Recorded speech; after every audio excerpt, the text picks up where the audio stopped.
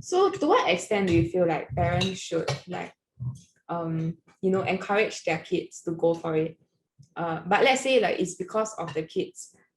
I mean, there's disinterest, there's laziness, but it's really so in a sense of like to what extent should a parent, like, I wouldn't say force, but heavily encourage, and maybe try to instill like maybe certain like disciplines in them, or maybe because it's like the kids just lazy, like, and to ask them to go for tuition, that kind of thing. Or if they really do need help, but they do not want to admit it. Yeah. So how will you like navigate that in that sense? Okay, you want me to say? Can go ahead. Yeah, personally, okay, I think okay, it's a very uphill task to actually try to force them to do something, because I can make you sit there, right? I really cannot ensure anything goes into your brain or into like learning and all that. So I will feel okay, it still needs a lot of communication with the kids to actually see, okay, and to reason out what is helpful for them.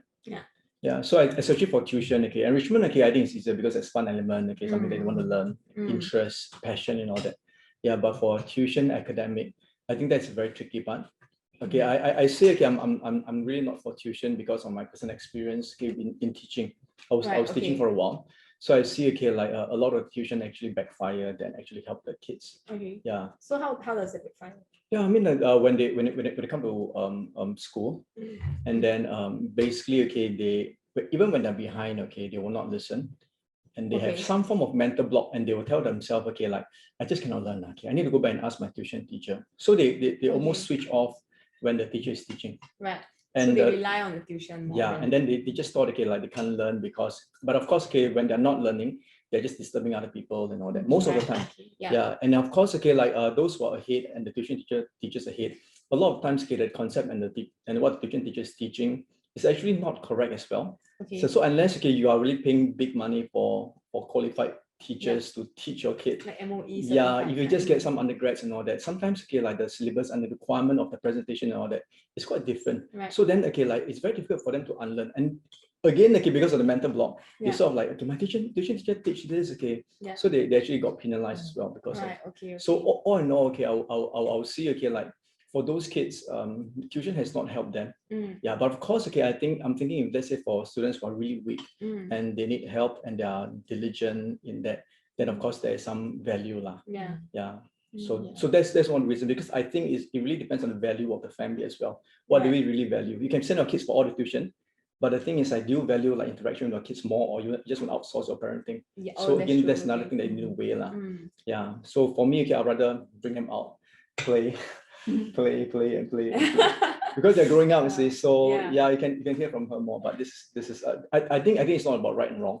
So it's a different value, a different family have different values and all that. Yeah, I want to chip in a different perspective. It's like for us actually, in the beginning we similar lah. I mean, for me, I always feel like childhood is about playing, not so much about accumulating a lot of experiences. But I also feel that if I can give my child more exposure to try different things, that'd be great lah.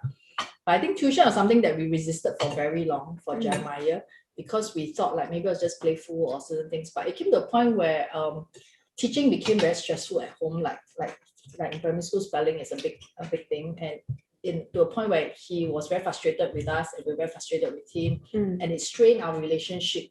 Then we said that maybe it's better to get a neutral party to come in and objectively see what help he needs in terms of the technical part. Because sometimes they ask me to use adjective, adverb, verb. I like let me ask Google.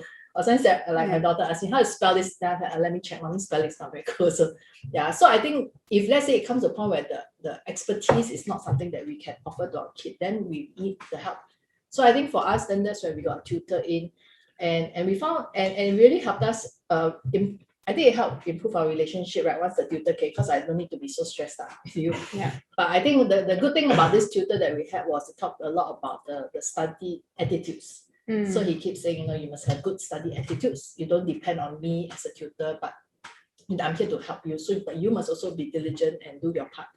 Yeah, and I think the good thing out of it was when the tutor was spending time with him, because I guess he's more exposed to this whole range of subject, and he was the one that actually alerted us maybe he had some learning needs. Learning needs, like maybe that, because he was really struggling with spelling until we were also frustrated, and he was very funny because I learned but tomorrow I can't remember. So we were wondering like so was good. So the teacher actually alerted us because he said, oh, I had a student who had similar behavioral issues and later found out was dyslexia. So he said, yeah, maybe you want to check up. So the tutor told us like, Mrs. Yao, we have to slow down because he needs more time. So I mean, for that, I was appreciative for the tutor because it really helped me gain insight.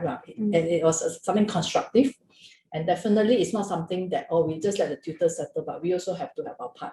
I think what May said something I feel is very important just now, like the relationship between the parent-child. I think enrichment and tuition shouldn't like damage the relationship. Yeah, so I think that is one key. Of course, okay, if you say like you send your kid for tuition and enrichment, you actually strengthen the relationship, then I think it's a very plus point. Yeah, so whether you send or you don't, okay, it cannot be like a point of contention. Because end of the day, okay, parenting, our final goal is to like build the kids, right? To teach the kids, okay, self-discipline, okay, to develop this relationship. And then okay, so that when you grow up, okay, they will still come back to us, and then there's an openness rather than if they just do what you want for now. The moment they are like bigger, they'll just do whatever that they want. Yeah.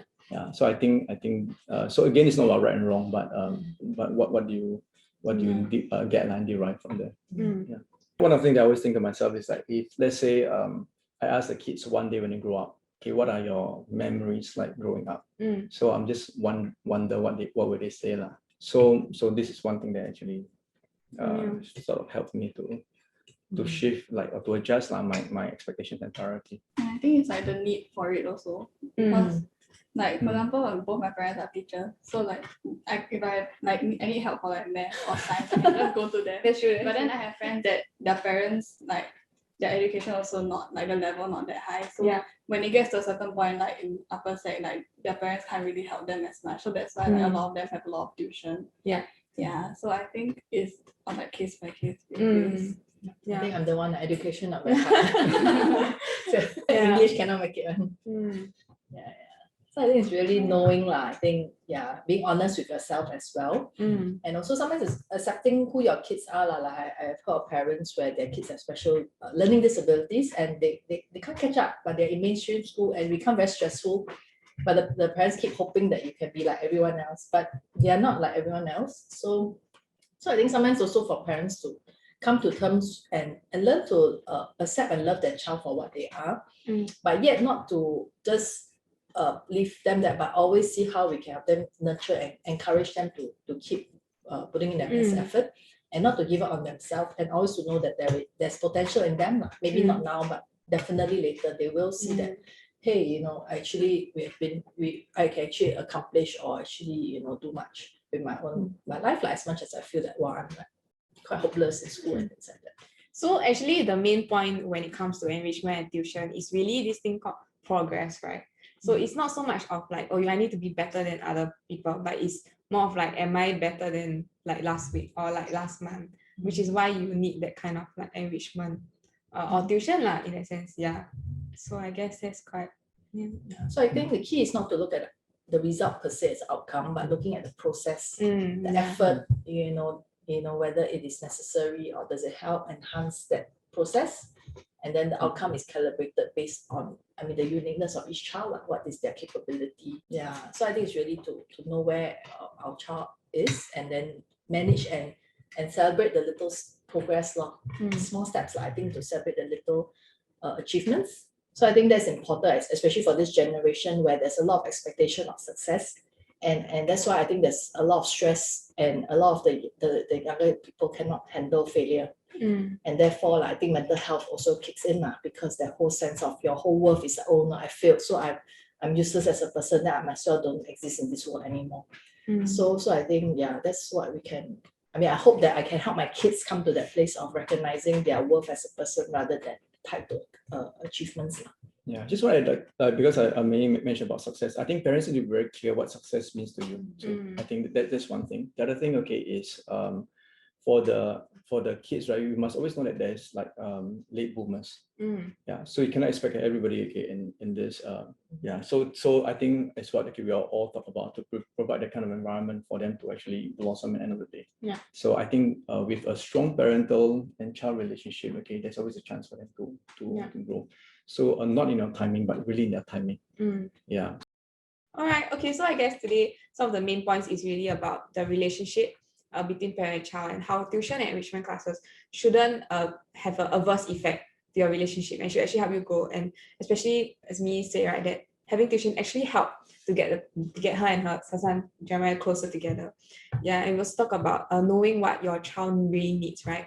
When it comes to tuition and enrichment classes, whether or not they will benefit from it.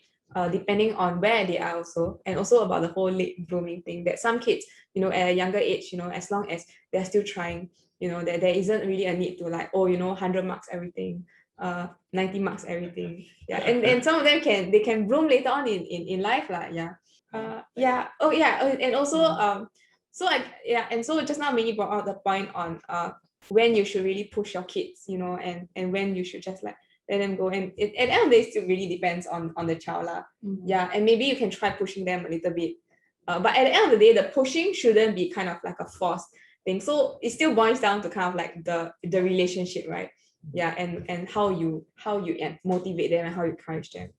And really like identity. Yeah. All right. Okay. So I guess that's all for today. Should we say bye for the camera? Bye.